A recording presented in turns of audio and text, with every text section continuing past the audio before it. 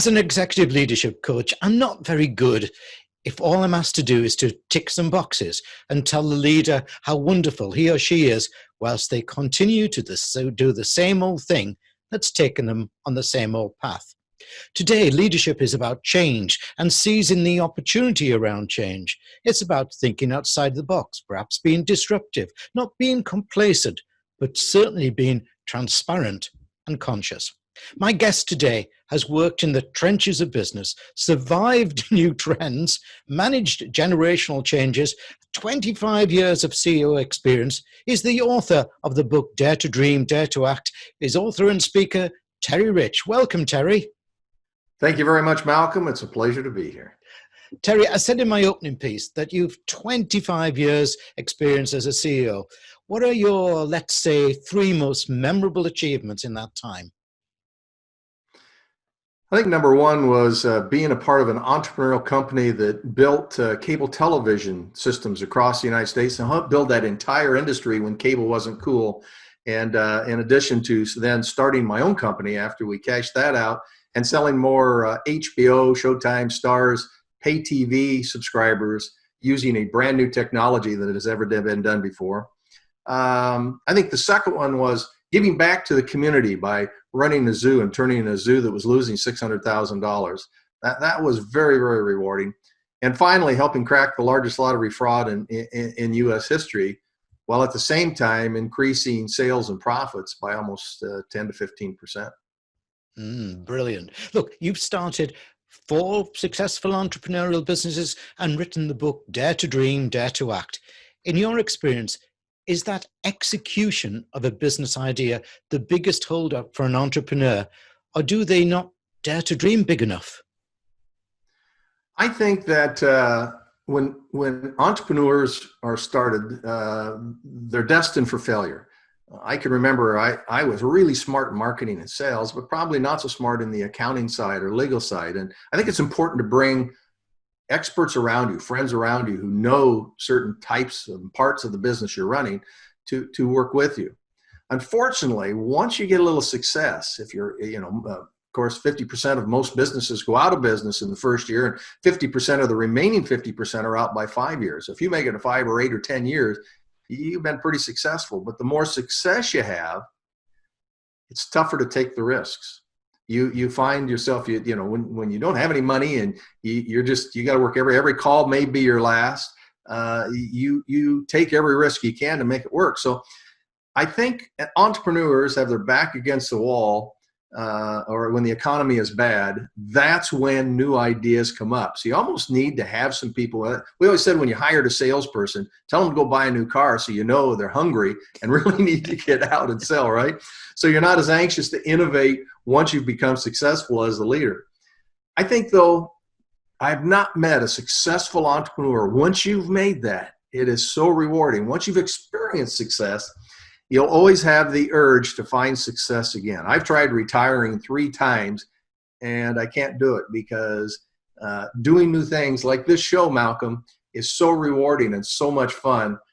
You don't just say, I'm gonna retire, kick back, and then I'm gonna be happy. You got to be happy today in doing what you're doing. Yeah, I quite agree with you. Yeah. And anyways, I'm not very good at cutting the grass all the day. And my wife would say, get out of the house. In today's world, everyone wants multi-dollar success and they want it fast.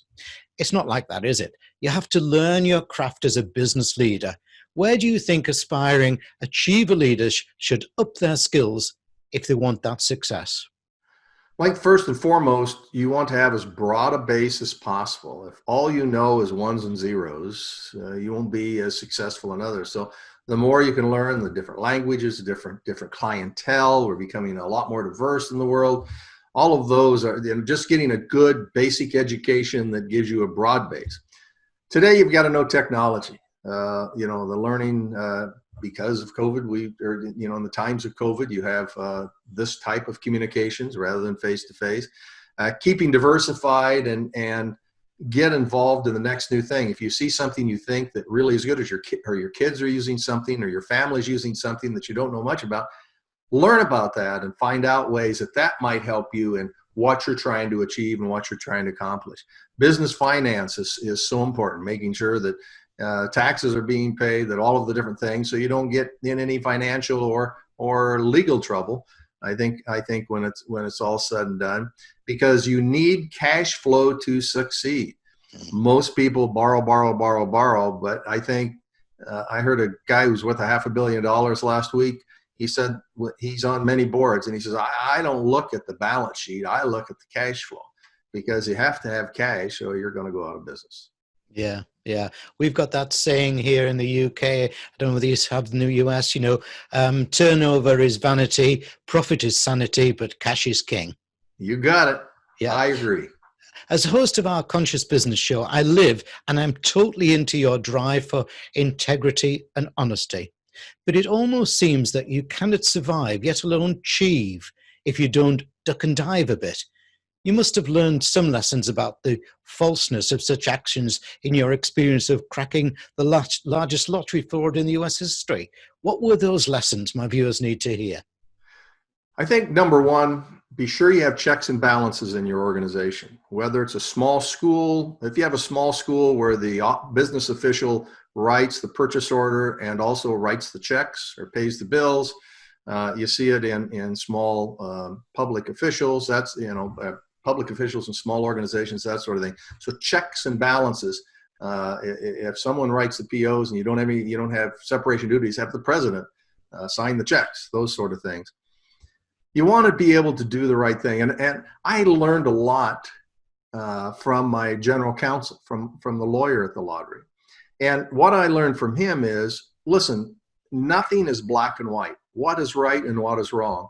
You'll feel it in your gut on what's right or what's wrong. The second was he gave me advice, and the reason he was such a good lawyer is he would say, you know what, you're probably 90% right here. You got a 10% chance of being sued if it goes the other way. And he would always give a percentage or something like that, because in business you've got to make some decisions, but always trust your gut, and be sure you've got, within your organization, a way for people, if something doesn't feel right, that they can tell you, they can tell the accountant, the lawyer, the HR person, not to tattletale, but just that, you might want to check this out. Yeah, I think that's really important.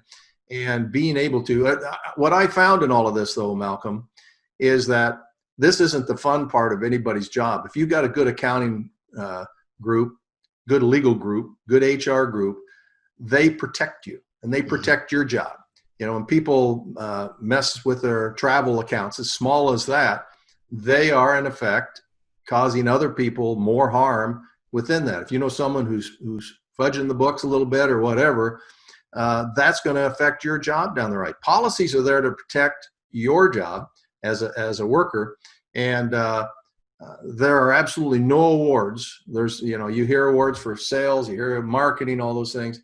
We need to do more awards for the group that does the oversight when they get the good audit, and when they do that, that is so important. I loved having auditors in, because that protected me. So I guess that's the bottom line, is, again, talking checks and balances, having internal auditors, having a tip hotline, all of those sort of things are important for integrity within your organization.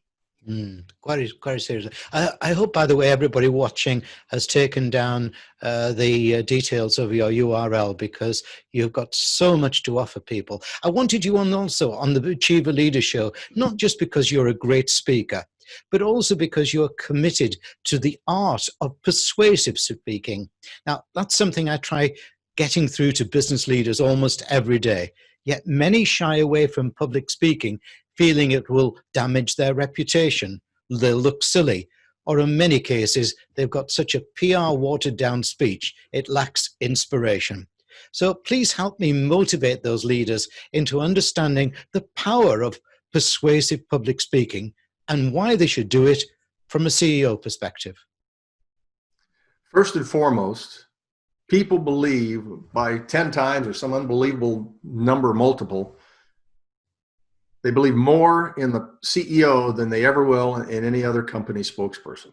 You're the one in charge. You're the one that can make the decision. You're the one they're looking for leadership. It's the same way in politics. So it's important to find a media trainer that can give you some confidence on what to say. I mean, this is like anything else. I've been speaking all my life. In fact, I have a Bachelor of Science in Speech. That means I have a BS in speech, Malcolm. And Yeah. so I do this a lot, so it becomes easy. It's just like if someone's an accountant, they do it all the time. They're very proficient in how they do it. So finding someone who can help you, a professional, a media trainer, give you confidence is good. The second that they will train you, and I'm going to train you right now, is I don't care what I'm asked as a question by the media or wherever I am, I always have one or two sentences I can fall back on. You know, it was a tragic death of the 3 employees in this instance, but we are committed to help them and to help our company with their number one goal of providing the best service forever. And these folks exemplify that. You always come back to a key message that you want to have and have that in the back of your mind. And that gives you the confidence then, because every other question I have, we'll talk about what our company's goal is and how it is in a very positive way. And it gives us an opportunity in a negative instance to talk that, but yet be empathetic with it. The media's audience is worth a lot when you can get your message out, and that was part of the thing that I have. And here's another little secret that media trainers taught me, which is really, really, really easy, but is very effective, and that is simply raise your eyebrows. Most, when you're asked in the media or others, like to talk like they are the authority, and I'm in charge, and by golly, this is what it is. If you simply raise your eyebrows, I don't care what question you're asking me, you can tell that I'm ready to answer your question. I don't care how bad the situation is. I look like I'm in charge and I'm confident with what I'm about to say whenever we have. I do this even when I have radio interviews or newspaper interviews and speeches in general. People want to see the smile and the eyebrows help bring that in, that I'm a very open person and ready to help you in any way possible. We should be able to do the eyebrow raising in the UK because that's supposed to be the trait of an Englishman, Roger Moore and James Bond. But a good tip there, Terry. Terry, final question. And as always, I like to give my guests 3 wishes. If I was to give you 3 wishes as to how a business leader should change his or her company to becoming an achieving business, what would they be? I'm a believer to always use the word we versus I when talking. It's a team. Your employees like the acknowledgement. That's really, really small deal. We had a great growth this year, or we stopped this particular thing from happening, blah, blah, blah. It's the we makes so much difference rather than I when talking. And that's trite, but I think that would be number one. I see too many leaders talk about how I, made this company successful. When you say we, most people know that you were the leader and that it is I. I think the second would be to separate daring to dream from daring to act. Whenever you go into a brainstorming session, try to get 100 ideas in 15 minutes. Have no judgment during that time. Write all the ideas down and then put it away. Stop. Get away from it. Then come back and dare to act. Ask everybody to give their input on what priorities, why this might work versus that. Where the first one is just, you think about a wine. When you go out and get the grapes, they don't just get one grape. They try to get all the variety of grapes and figure out which is the best to get the award for the best wine. So you're trying to fill that bushel basket with ideas. That's daring to dream. And then daring to act is coming back. So get the 100 ideas, pause, and then prioritize and document for later discussions. That would be my second idea of how to make it a little more effective within the organization. And then finally, this goes back to the integrity you're talking about, Malcolm. Make sure no employee has all the keys to the kingdom. Who has keys to the safe? Just one person. Who has the, as we said, the purchase order and the checks? Make sure that you have checks and balances to it, because temptation is an evil motivator. I will guarantee you the nicest person in the world, if I put a $100 bill out on a table and leave it there for a week, somebody, even though I know all of my employees are so good, somebody's going to take it. And every time I've heard of internal fraud, most people say I would have never anticipated that Marge was the one that would steal from our company. So just have the checks and balances. Make sure not all anyone in the organization, including you as a CEO, has the keys to the kingdom, because that protects everyone's job. Terry, I'm sure that a lot of my viewers will be watching this video time and time again to pick up those excellent tips you've been given. So, Rich, thank you for a brilliant interview. It's fun to have the last name Rich. I appreciate you, Malcolm. Thanks for inviting me today.